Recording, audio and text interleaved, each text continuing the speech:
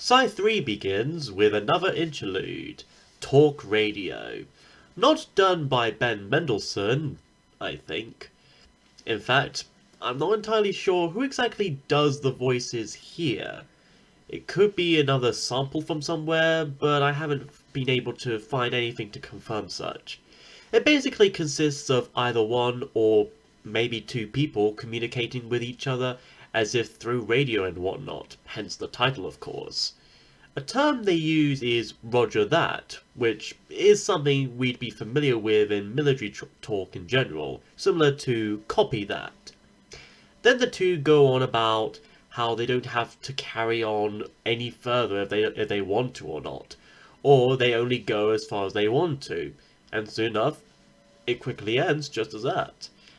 This bit could be referring to and a bit maybe about how harder it slowly becomes to even do even the simplest of communicating and socializing with others, especially in a day and age where nearly everyone are using social media and smartphones.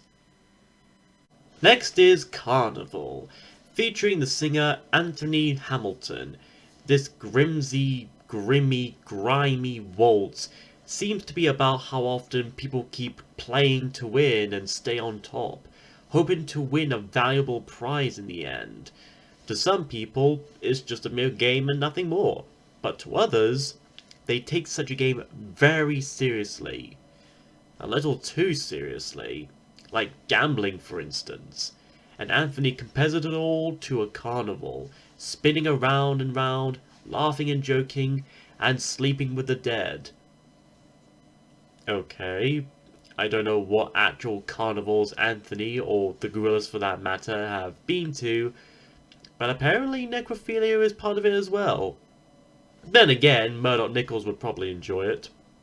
Like Submission, this song may be devoid of 2D's vocals here, but it too does still try and at least make up for it by having a good beat and a moody rhythm, still maintaining a bit of that Gorillaz feel.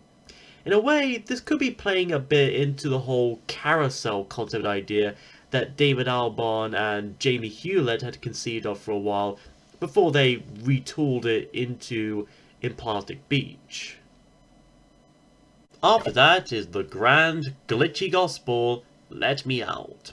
Starting off right away with rapper Pusha T going on about how he's praying for his neighbors and that the devil's at work, and a few certain parts of his lines got bleeped out, mainly because they turn out to be direct mentions of two particular recent American presidents. And I'm sure you can guess who they are, but I'm willing to bet that one of them is Biden. Anyway, soon we get to the chorus, sung by gospel singer Mavis Staples, or Mama Mavis as Pusha had referred to her to at the very start. Here she asks if she's passing into the light, or if she's looking into the eyes of Mercy. Mercy may need to go to the opticians, though. Then she sings that we all need to die a little if we want to live, likely meaning that sometimes we should take risks and feel a bit of pain and struggle in order to actually feel motivated and live our lives to the fullest. And similar to Satin Bars, we'd also get to hear 2D here sing a few lines here about fear, change, and time shifting. And nearly throughout this track, we hear whispers of Let Me Out, likely the voices of the ghosts of our pasts, or even our inner demons tempting us. Again, a bit of a subtle callback to demon days, if such were indeed intentional in some way or another. Probably not, but I think it's a little interesting connection. Let Me Out does feel like a bit of a Russell Hobbs kind of song, something he would write and compose. The world had always been out of our hands. Change is always inevitable, and we just have to be ready always for it. Then we have yet another interlude, simply titled Penthouse. Pretty straightforward with this one. the rising sound of a crowd cheering from the dark of silence, like we're entering this vast nightclub. Then, as quickly as it begins, it gets cut off by what sounds like a call bell. You know, those kind of bells you kind of hit on a desk or a reception or something. And that Ben Mendelsohn, I think it's him, says that something was going to happen tonight. Perhaps perhaps referring to the change that Let Me Out was alluding to, as if it hadn't happened yet or it had been prevented by some circumstance. Although, given the title itself, it could also be a means of segueing into the next track. And with that, side 3 ends with Sex Murder Party.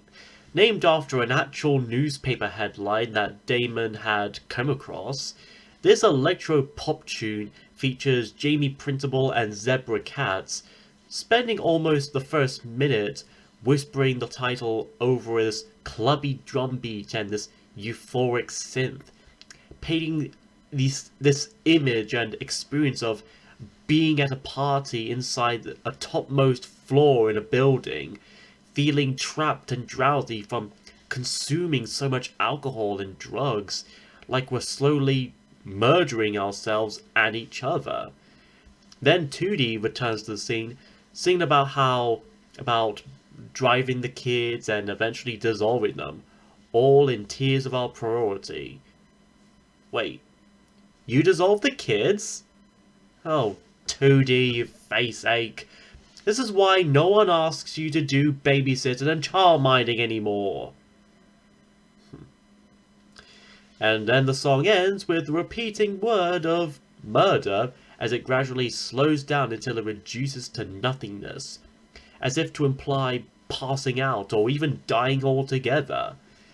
Anyways, this is a pretty cool and chill out track, but it still has a bit of a dark and tragic edge to it as well, especially when reading and listening into the lyrics of it.